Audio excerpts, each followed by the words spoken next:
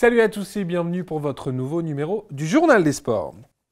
On débute avec la défaite du VFC à Paris vendredi dernier en ouverture de la 25e journée de Ligue 1. 3-0 pour le PSG, un résultat sans surprise au final tant l'équipe de Laurent Blanc domine le championnat. Mais quelques regrets tout de même car le VFC n'a pas offert une grande résistance. Et comme chaque semaine, on revient en images sur la rencontre avant d'écouter l'analyse de l'entraîneur valenciennois Ariel Jacobs. Sale soirée pour le VFC. Malmenés dès le début de match, les Valenciennois ont vécu une 25e journée compliquée au Parc des Princes.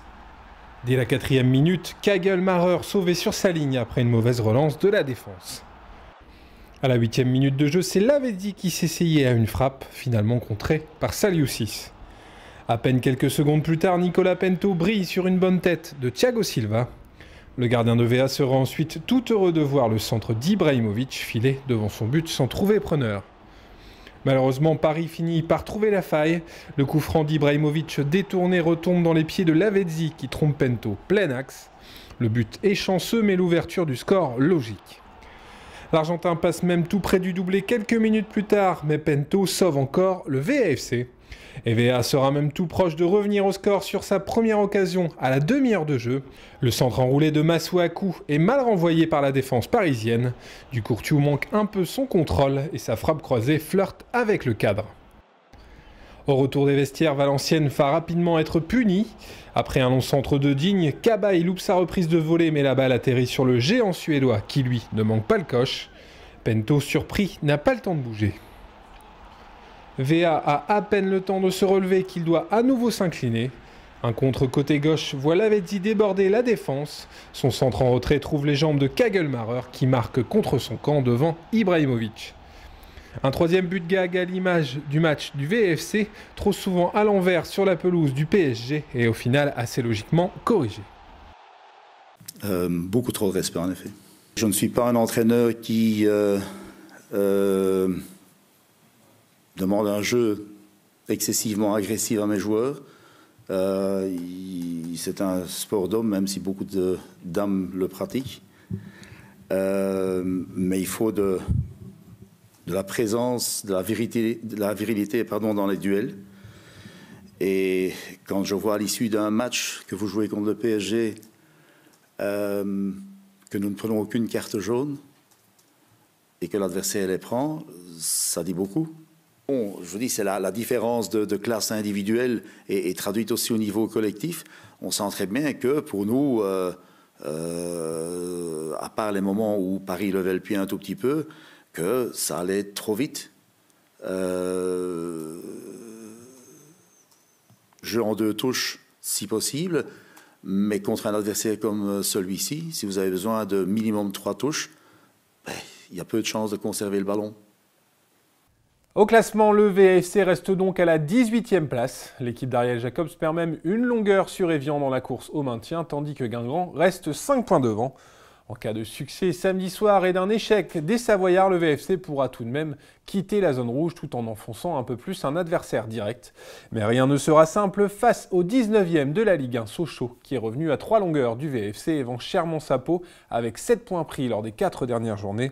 Valenciennes aura toutefois l'avantage de recevoir face à cette équipe la pire de Ligue 1, loin de ses bases, pour cette rencontre encore cruciale. À 4 jours du coup d'envoi qui sera donné samedi soir à 20h au stade du Hainaut, on écoute le clan valenciennois. C'est vrai que depuis un petit bout de temps, on tenait Ajaccio et Sochaux à l'écart. Le retour fait que ça devient ce match à 6 points. Mais je crois qu'une victoire, tout simplement, le week-end prochain, peut les distancer et surtout faire un pas vers l'avant et nous rapprocher des autres équipes que l'on pourrait commencer à appeler concurrents à ce moment-là. Ouais, c'est vrai qu'eux ont besoin de points assez rapidement et ouais, ça va être un match compliqué, hein, je pense, pour les deux équipes, hein, avec beaucoup de tension, de pression et bon, peut-être un peu plus sur nous parce qu'on est à domicile aussi. Et voilà, donc à nous d'aborder le match, je veux dire comme Nice, avec beaucoup de détermination et d'état d'esprit. Il est un fait que les adversaires que nous abordons maintenant ne sont pas directement de la taille de ceux qu'on vient d'affronter au mois de janvier et février, surtout en déplacement. Ça ne nous donne pas une garantie non plus systématiquement de les gagner. Mais si nous voulons faire un pas vers ce maintien, on devra répondre présent dans ces matchs-là. Je pense que c'est maintenant ou jamais, hein. On a un gros mois qui nous attend. Je pense qu'à la fin de ce mois, on en saura un peu plus sur notre avenir. Voilà, j'espère que ça sera un avenir positif, mais c'est vrai qu'on va aborder les matchs un par un et prendre le plus de points possible dans ce mois, parce que voilà, après la fin du championnat arrivera assez rapidement aussi et qu'il ne faut pas trop traîner, quoi.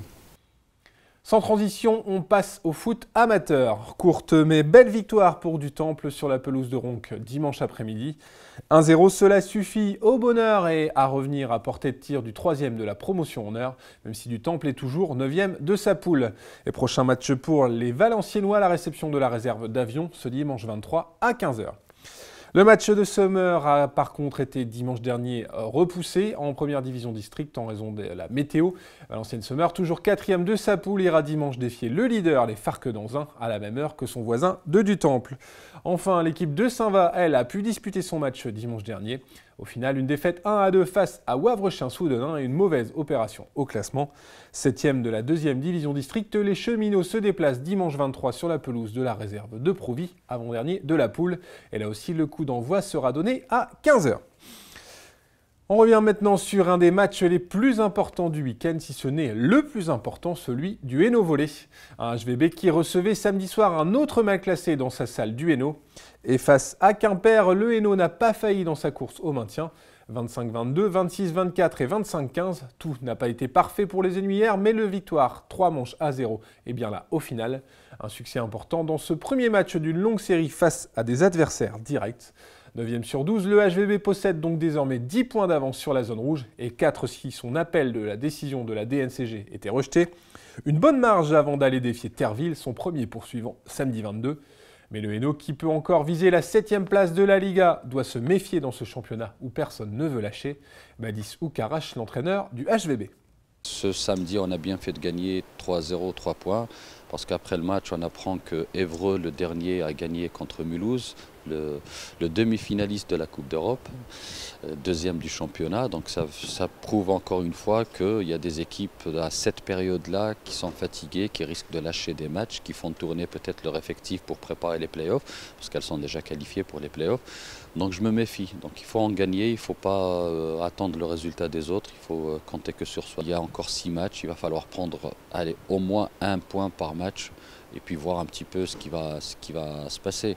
Sachant encore une fois que on va recevoir encore Évreux, on va recevoir encore Venelle chez nous.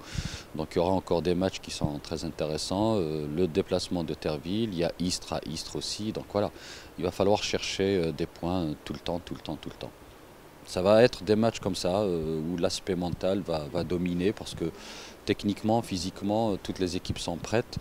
Il reste que maintenant dans ce bas de tableau, c'est des équipes qui vont jouer des matchs de coupe, elles vont jouer leur survie, donc l'enjeu est tout à fait différent. C'est la guerre, c'est vraiment, voilà, tout à fait, où tu descends ou je descends. Et on revient maintenant sur l'événement sportif du week-end, un moment fort qui s'est déroulé en Angleterre, au sud de Londres, plus exactement à East Grinstead. C'est en effet là-bas que le Hockey Club de Valenciennes a participé à la Coupe d'Europe des clubs champions. Un apprentissage compliqué pour les joueurs de Franck Chirez. Les Valenciennois ont perdu leurs 3 rencontres de poule face aux Espagnols 9-6, face aux Ukrainiens 2-7 et face aux futurs champions les Allemands 6-13. Et la roue n'a malheureusement pas tourné lors de la suite de la compétition en phase de classement. Les partenaires de Luc-José Danguin se sont finalement inclinés de nouvelles fois face aux Suédois de Pastilles et à leurs hôtes anglais, à chaque fois sur le même score accroché de 4-5. Au final, le HCV termine donc 8e, une dernière place synonyme de relégation en 2e division, l'Indoor Club Champions Trophy. Double champion de France depuis début février, les Valenciennois qui se sont accrochés jusqu'au bout en Angleterre ont en tout cas gagné le droit de se rattraper en 2015 et pourquoi pas de viser la remontée dans le groupe A, on l'espère. Eux ont brillamment composté leur ticket pour les playoffs. Les Diables Rouges de Valenciennes, déjà qualifiés, sont en effet allés s'imposer samedi soir sur la patinoire de Châlons. En Champagne, les hockeyeurs sur glace de VA se sont finalement imposés 4-3. Une 8e victoire en 10 matchs pour les joueurs d'Anthony Vagré. 2e de leur poule de Division 3, les Valenciennois vont donc rencontrer la réserve de Brest, 3e d'une autre poule au premier tour des playoffs. Une opposition au meilleur des deux manches, dont la première aura lieu le 1er mars en Bretagne. Match retour décisif à Valenciennes la semaine suivante, le samedi 8 mars. Autre équipe valenciennoise sur le pont le week-end dernier, l'équipe phare du rugby club de Valenciennes. Un RCV qui s'est incliné chez lui lors du derby de la 2e et 3e série, dimanche après-midi face à Saint-Amand sur le score de 3-8. Les protégés du président Cambier conservent tout de même leur 4e place au classement avant leur prochain match. Un déplacement compliqué ce dimanche 23 à 15h sur la pelouse du leader Gravelines. Et puis, autre résultat à Mézan handball, les joueurs du club de Wallers-Valenciennes se sont de leur côté inclinés face à Carvin. Une défaite 28-33 qui laisse le WAV en milieu de tableau à la 7e place de la pré-nationale très exactement, avant une courte trêve qui durera jusqu'au 8 mars. Et puis, quelques dernières informations, résultats qui concernent l'athlétisme. Sachez tout d'abord que le jeune belge Emmanuel Lejeune est devenu champion de Belgique du 3000 mètres en 8 minutes 24 secondes et 58 centièmes le week-end dernier. Un champion que vous pourrez découvrir en interview dans notre prochaine édition. Emmanuel Lejeune n'a d'ailleurs pas été le seul licencié valenciennois à briller le week-end dernier. De nombreux coureurs de l'USVA se sont montrés à leur aise lors des championnats régionaux de cross organisés dans l'Aisne. A noter la 3e place de Mathilde Hénuise dans le cross-court femmes et celle de Sophie Gabard-Briat chez les vétérans. Du côté des équipes, les cadets remportent la compétition tandis que les femmes montent sur la 3e marche du podium. Au final, l'USVA peut compter sur 13 qualifiés pour les championnats de France. Bravo à eux! Et on se quitte avec 3 infos à noter dans vos agendas. La première concerne l'USTT Valenciennes. Les pongistes de VA, leader surprise de la Nationale 3 en ce début de saison, vont disputer la 3e journée du championnat à domicile. Les protégés d'André Cazès accueillent l'équipe de Neuilly-sur-Seine, 3e ex-aequo de la poule, ce samedi 22 février. Une rencontre qui débutera à la salle Forminique, non pas à 17h comme d'habitude, mais à 16h. Notez-le bien dans vos agendas. Et puis samedi, ce sera aussi la reprise pour les joueurs du Pélican Club de Valenciennes. Une reprise difficile pour les waterpoloistes de VA 7e en National 1. Les joueurs de Cyril Vallès vont en effet défier dans sa piscine l'équipe de Saint-Jean d'Angély, un des cadors de la poule, actuellement 2e du championnat. Enfin, n'oubliez pas les mini-stages sportifs organisés par la ville de Valenciennes pendant les vacances de février 2014, du 24 février au 3 mars. Des stages ouverts aux enfants de 2 à 12 ans demeurant dans une commune de Valenciennes métropole ou scolarisés à Valenciennes même.